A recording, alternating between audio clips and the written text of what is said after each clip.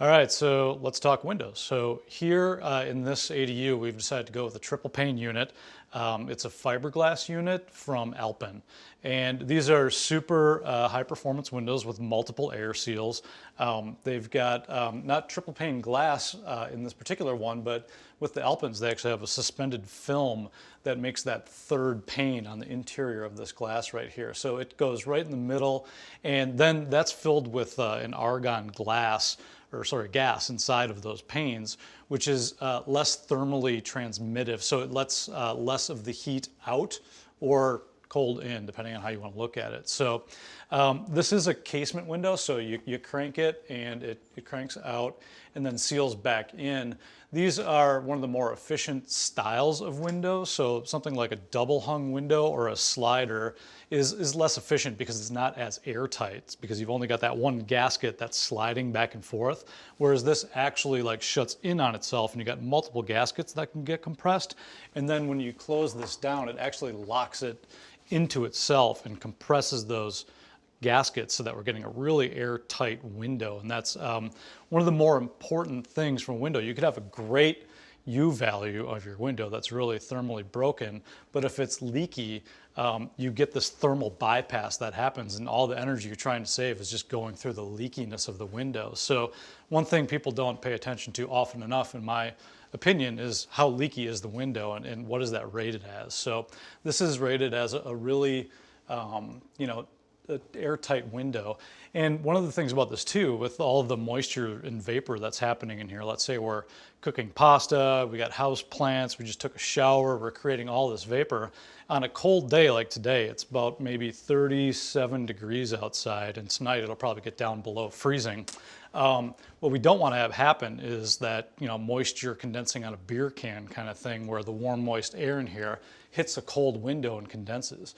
I'm putting my hand up here right now, and I really can't feel much cold coming off that window right now because it's thermally broken because of those triple panes. And so you want to avoid that for obvious reasons. We don't want to have water be hitting here, dripping down and creating potential for mold growth or bacterial growth, that kind of stuff. So another great thing about these windows is they have these warm edge spacers in here. So these are thermally broken spacers that hold the panes apart from one another so that you're not getting thermal conductivity through those spacers. The other thing that these have is the frames themselves are also insulated, so there is an insulation in the frame so that those are thermally broken too. When we install these, we actually bring that WRB into our rough opening, and then we take a tape called a Siga Fentrim tape, and we tape that on the interior of the window all the way around all four sides of this window so that our air barrier comes through, hits the window, and is sealed from the inside here so that we don't let any air through our rough opening in the window. Then we install it so that both sides and the top are positively lapped on the outside to keep water from getting out, but any incidental water that will get in your window, and all windows eventually will let some water in, is allowed. We don't put any sealing, we don't seal the bottom sill of the window on the exterior so that any water that's in there is allowed to drain to the outside too. Therefore, creating a really durable and resilient assembly, something that's thermally broken, lets good light through, and is airtight. So we try to avoid, just like we're avoiding plastic foams above grade, we try to avoid plastic in our windows. So this is a fiberglass unit as opposed to a PVC or a UPVC unit. We avoid plastics for a number of reasons. One is that they're not as structurally sound, and especially when UV light hits them from outside, it can cause the windows to sag or deform. It's one of the reasons why you'll see separation of the panes from the frame itself, is because that plastic PVC will get affected by UV light, and over time that can, break the seal on the window. And the other reason we do it is that we're also paying attention from like cradle to grave. So someone is producing these windows, and there is some worker somewhere that's working with these, plasticized polymers that is affecting the health of that worker that's creating these things. And, fiberglass also just has less embodied carbon than the plastics do. And with plastic pollution, microplastics, off-gassing, all these things, we just avoid using that PVC in our projects. That said, there are some windows that are made out of something called a UPVC. These are found in Europe. They don't have some of the component of the plastic that keeps it from being flexible like you'd see in the United States. And those are more durable. So oftentimes you'll see European windows that have that UPVC, and those are a better product in terms of their durability, but they still have some of the downsides of the issues with plastic. So we tend to go for a fiberglass or a wood or an aluminum, things that are natural materials that can be repurposed later, can be recycled, or have a lower embodied carbon in the first place. So we test all of our homes when we get them dried out. So as soon as we've got our air barrier complete and we've got our windows and doors installed, but prior to having the insulation and cover put in, so this would be after the plumbers have come through and the electricians and all this kind of stuff, we test with a blower door, and that's to see if we've got any leaks. And we do it at that point prior to cover so that we still have an opportunity to get in there and track down any holes or anything that we cracks, things we might have missed, so that we can seal that prior to putting in the insulation and the cover, because once that's up, then it's just too late and you can't really track those things down. And then we always test the blower door once all the cover is done, and so that we can get a final blower door test and see if anything has happened from that stage. If some plumber came along without us knowing and put another hole in the wall, we test at the end of our project so that we could find any of those mistakes too. So when we did a blower door test on this particular home, we ended up with a blower door score of 0.4 ACH50. So that's 0.4 air changes per hour at 50 pascals pressure. So for a point of reference, Passive House is looking for their international standard at 0.6 ACH50. So this particular little unit is doing better than Passive House in terms of its air tightness. So we did hook up a blower door to this location here, depressurized the house and pressurized it so that we could see how that changes between pressurizing, blowing up the house, and then sucking the air out of the house. So that we can make sure that we're not getting any leaks. Again, those leaks are super important because air contains moisture. Moisture can get deposited into your wall assemblies and can wreak havoc with them. So really, amongst other good reasons, including air quality, particulates getting in, all sorts of stuff, that's the way we can really test to see how quality of our air barrier is and how quality, by extension, our building is. At Birdsmouth, we've taken the time to really create a process all the way from when a client first contacts us through design and through construction that is a flow chart that we've created a system of kind of check sheets that go through each particular aspect of design and construction. And so that might be something as simple as, did we remember to get the questionnaire out to the client when we're in the programming stage of design? Or it could be something like, check this box now at this stage so that we know to bring the construction team into the office and work with the architecture team to be able to have that iterative process between the constructability aspects and what the team in the field really knows about construction materials and putting it together, and incorporating that cost effectively into the architect's design. And so we've got all these processes and charts and checklists that we've set up so that we really don't miss any of these things, so it doesn't kind of fall through our fingers.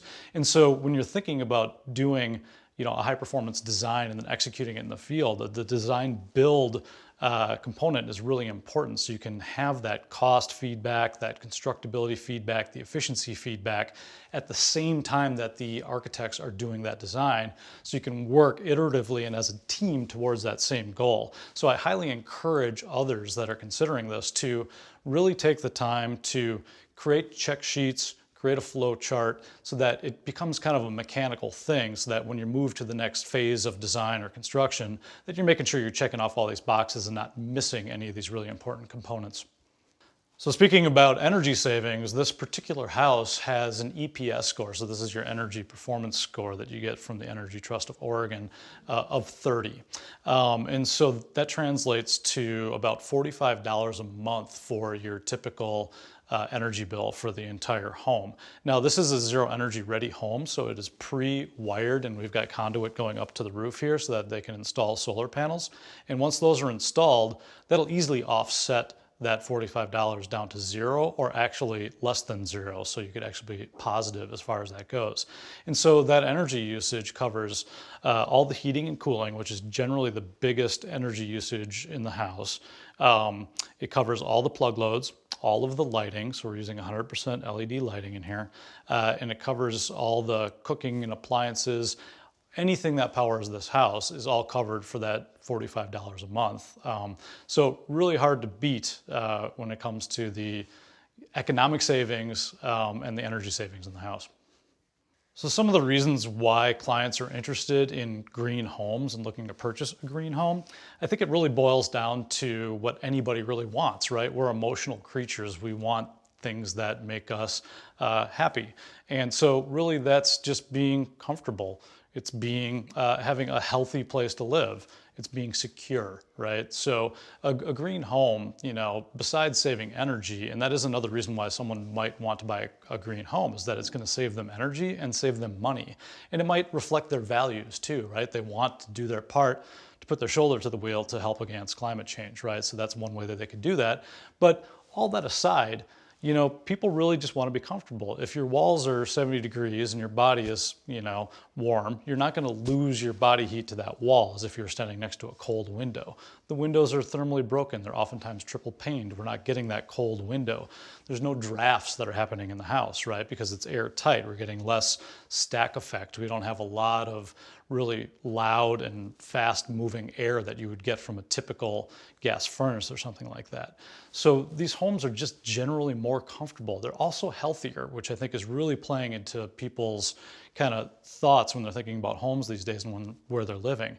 The average American spends 92% of their time indoors. And so we're slowly learning that there are so many conditions that happen to us health-wise that are related to our homes. If we're living in a place that has, you know, formaldehyde or is off-gassing or has really poor indoor air quality because you've been cooking and releasing different gases and particulates into it, there's bacteria and viruses, all these things can be mitigated when you're just not using, when you're building a home, not putting these things into your house in the first place, and then filtering the air, exchanging the air, and it just makes for a much better experience of your health and your life when you're living in your home.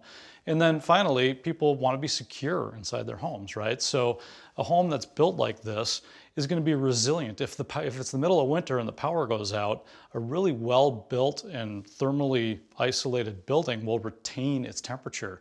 Great examples of some passive houses in really cold climates where the temperature outside has gone down to -20, the power went out, and after a week, their homes are still around 65 degrees on the inside because that house really retains that heat, doesn't allow it to escape, and is oriented in such a way that we get those heat gains from the sun.